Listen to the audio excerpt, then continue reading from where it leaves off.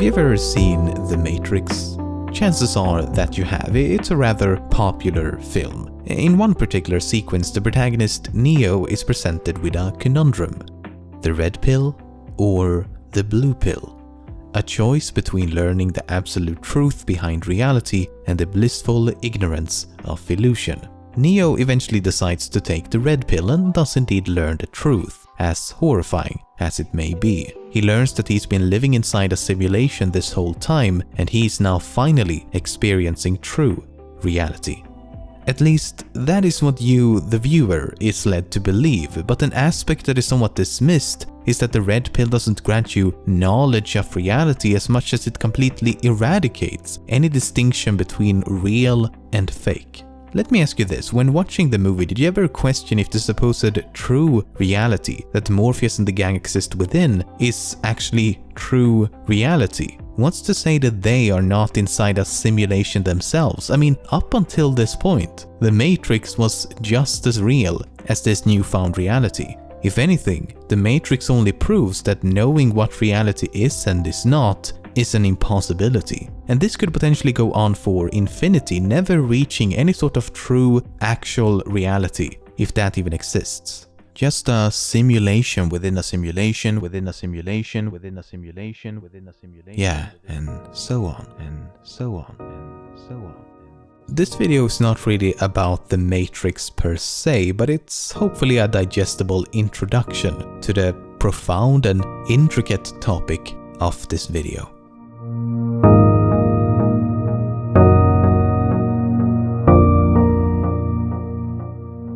The idea that the universe and reality itself could be a simulation is not something new. We can trace similar ideas as far back as the time of ancient Greece, when numerous philosophers around the world alluded to the idea that reality could be an illusion. Chinese philosopher Zhang Zhu compared his own existence to that of a dream in which he believed himself to be a butterfly. He questioned the distinction between reality and a dream if both could seem equally real. Another example is Plato's allegory of the cave. The first part goes like this. Imagine a cave where people have been imprisoned since birth. They are chained in such a way that they are forced to constantly gaze upon the wall in front of them. They cannot look around the cave, at each other, nor at themselves. All they know is this wall and nothing else. Behind them there's a fire, and between the prisoners and the fire there's a walkway.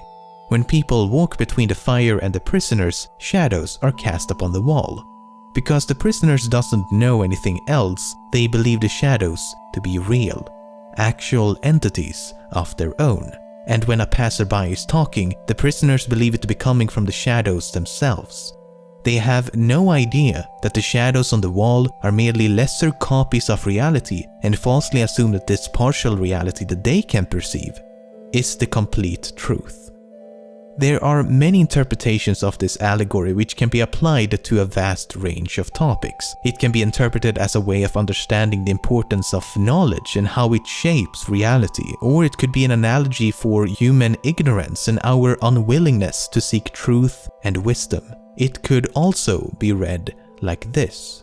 Just like the shadows in this cave, could our perceived reality be a shadow of something else?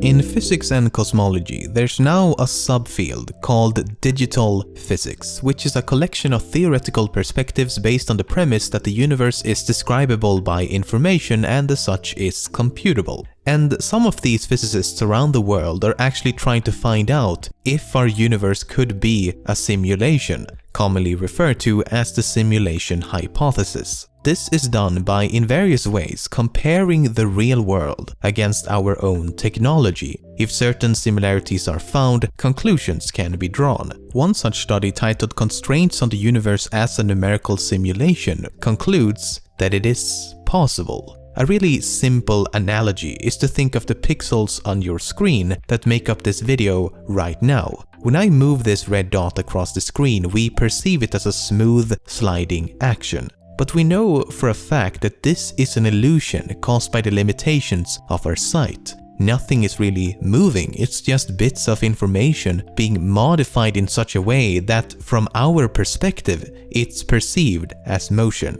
If we zoom in and slow down, we notice that the red dot isn't sliding as much as it snaps to each individual pixel. And this is essentially what they have observed, that the universe has a finite resolution, or an underlying lattice, as they call it. This could mean that the universe and reality is not made out of energy or matter, but is instead made out of quantized bits of information that, from our perspective, is perceived as energy and matter.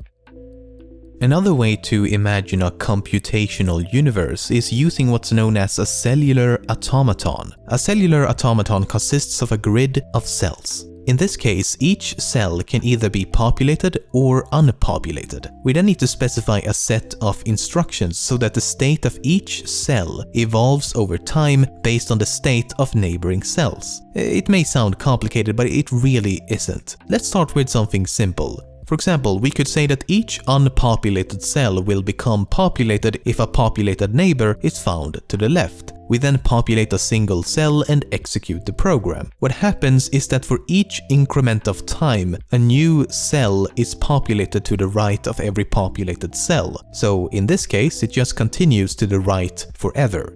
Not very interesting. Let's make it a bit more complicated by using the instructions of a popular cellular automaton known as the game of life. These are the rules. Number 1. Each populated cell with either one or no neighbors becomes unpopulated. Number 2. Each populated cell with 4 or more neighbors also becomes unpopulated. Number 3. Each populated cell with 2 or 3 neighbors remains populated. Number 4. Each unpopulated cell with 3 populated neighbors becomes populated.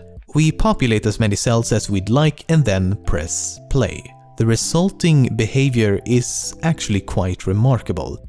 I mean, it's not GTA 5 or anything, but still. What's remarkable is that these 4 simple instructions can over time produce incredible complexity. Cells can live, die, or multiply and create a sea of seemingly chaotic randomness. Some configurations stop immediately, while others seem to continue forever, and there is no guaranteed way of telling if any specific configuration is eventually going to stop or continue indefinitely. If we zoom out as the model continues to expand, increasingly complex patterns begins to emerge. But not only patterns, over time even the behavior changes. The interactions between individual cells is overshadowed by the behavior between entire blocks of cells. And this is the idea, that the universe began as something incredibly simplistic, like a grid of cells governed by a few simple instructions. But given enough time, it evolved into something incredibly complex. It's only natural for us to assume that the complexity of the universe must be very complicated. The world can often seem very confusing, random, unpredictable, and even unexplainable. What the game of life quite elegantly illustrates is that complexity can actually be the result of simplicity.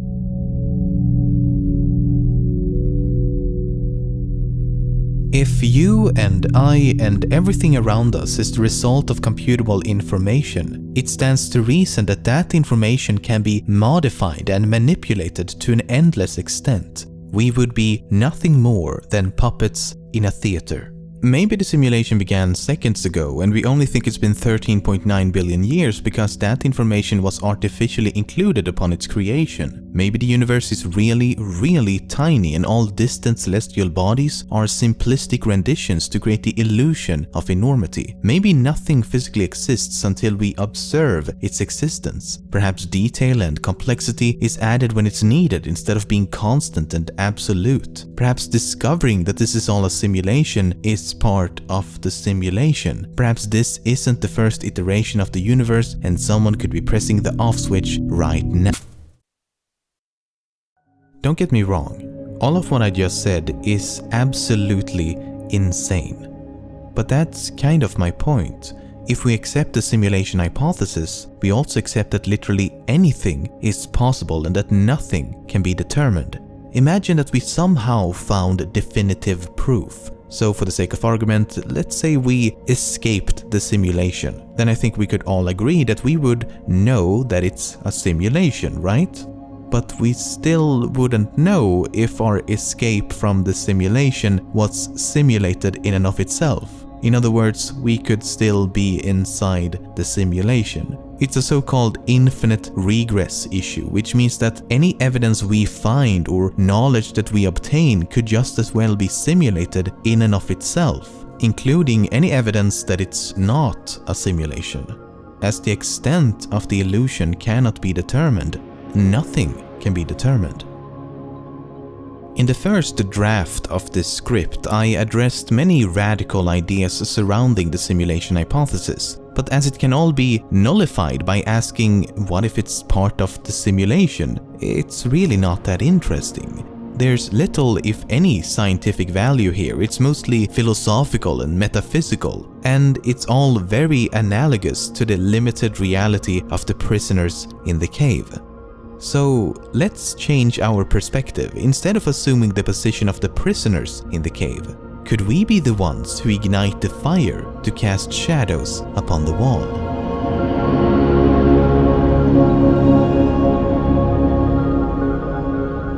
A big reason why ideas related to simulating reality has become so popular in mainstream media like movies and video games is that on the surface it seems very plausible. If we look at what we could do just a few decades ago and compare it to modern technology, it's easy to imagine a future wherein technology has advanced far enough that it's indistinguishable from reality itself. And while there's nothing that explicitly prevents that from happening in the future, there are definitely limitations to what we can and cannot do. Over the past half-century, the processing power of computers has doubled every 2 years, which is an observation known as Moore's law. But this growth won't continue forever. In fact, it's already begun to slow down. It's now closer to 2.5 or even 3 years. The reason for this decline is due to the physical limits of computation. Computers are fantastical and can do incredible things, but they are not magical. The speed at which they process information and the amount of information they can process is, like everything else, governed by the laws of physics. For example, we will never, regardless of any potential futuristic technology, be able to accurately replicate anything down to every single molecule, atom, and fundamental particle.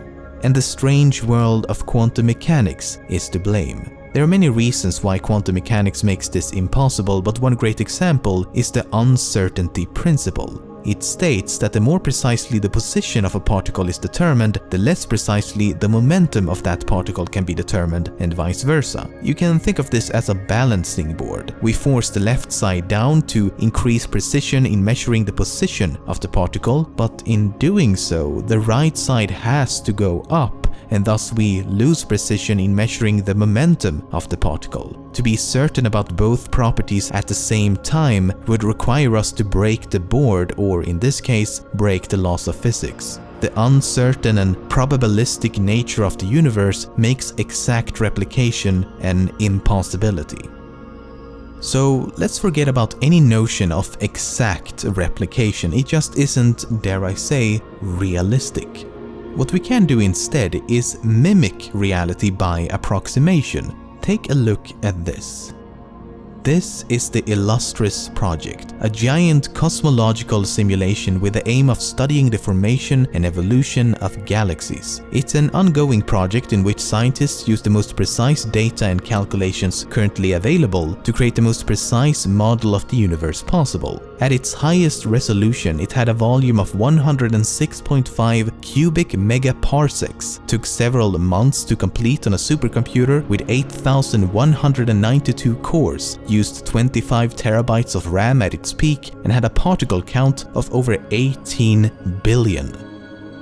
Of course, it's only realistic to a certain extent and from a very narrow perspective. The simulation is detailed enough that they can actually zoom in on individual galaxies, but it's not detailed enough to simulate the birth of each individual star or planet, and certainly not the astronomical numbers of individual molecules and atoms and so on.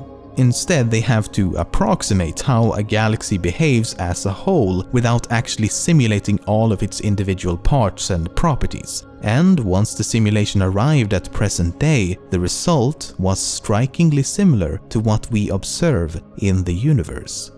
And by constantly tweaking these approximations, increasingly realistic results can be achieved, never quite reaching true realism, but hopefully realistic enough. This is all well and good for all scientific endeavors, things like astrophysics, particle physics, meteorology, fluid mechanics, medicine, evolutionary biology, and the list goes on and on. But what about creating a simulation for entertainment purposes?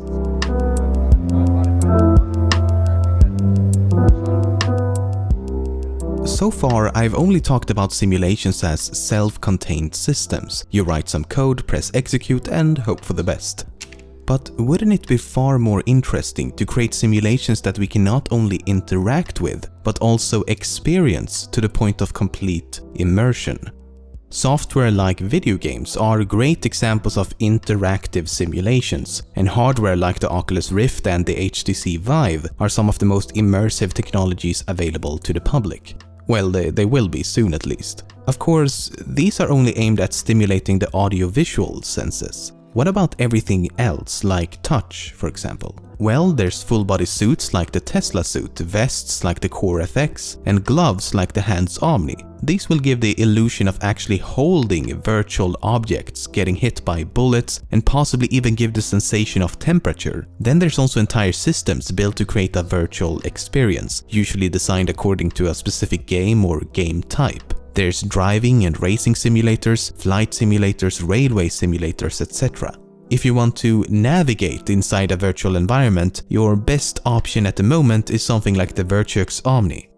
All of these technologies are fantastic, but they are not ideal. They are only the beginning of the virtual reality revolution that likely waits ahead. They are the monochromatic TVs before color, because the limitations of these devices stems from their implementation. You're always going to be aware that you're wearing a head-mounted display or that you're strapped into a locomotion platform. What's eventually going to replace these mediating technologies to create a truly immersive experience are BCIs, brain-computer interfaces. Research on BCIs began in the 1970s, and since then the technology has come a long way. So far, the focus has mostly been on repairing cognitive and sensory motor functions. As an example, neuroprosthetics are prosthetic limbs that can be controlled by a person's brain. People who's lost an arm and hand can now get a robotic prosthesis that they can control using sensors implanted in their brain. BCIs can also be used to allow paraplegics to walk again and help people with many types of paralysis. From an entertainment perspective, you can truly see its potential when combined with virtual reality. The Emotive Epoch is a publicly available BCI that you can actually use to play games with your mind. I mean, it's not perfect, it's actually far from perfect, but come on, you just cannot complain when someone has quite literally invented mind control. And better yet, in 2014, the first brain-to-brain communication was achieved between two people via the internet. In other words, telepathy is now becoming a reality. But we're still missing a crucial aspect. That is CBI technology, a computer-brain interface. And this is a significantly more difficult obstacle to overcome. In a typical brain-to-computer interface, a device receives information from the brain and tries to interpret what that information means. The worst that could happen is that the computer gets it wrong. In a computer-to-brain interface, the brain receives information from a device, and the worst that could happen is that you actually damage the brain of the user. In 2002, a blind man had a device implanted onto the visual cortex of his brain, which was in turn connected to a camera. This allowed him to partially regain his vision. The camera sent its signals to the visual cortex of his brain, and his brain interpreted these signals as if they actually came from his eyes. Another example of a CBI was used on monkeys. A monkey would control a virtual arm to touch one of several visually identical objects. When the virtual arm touched one of the objects, a signal would be sent back to the brain of the monkey to stimulate the sensation of touch, describing the fine texture of an object that didn't actually exist. But there's definitely a greater risk at play here, and it's gonna take a while until we perfect such technology. But once we've unlocked the mysteries of the brain, the possibilities will be virtually endless.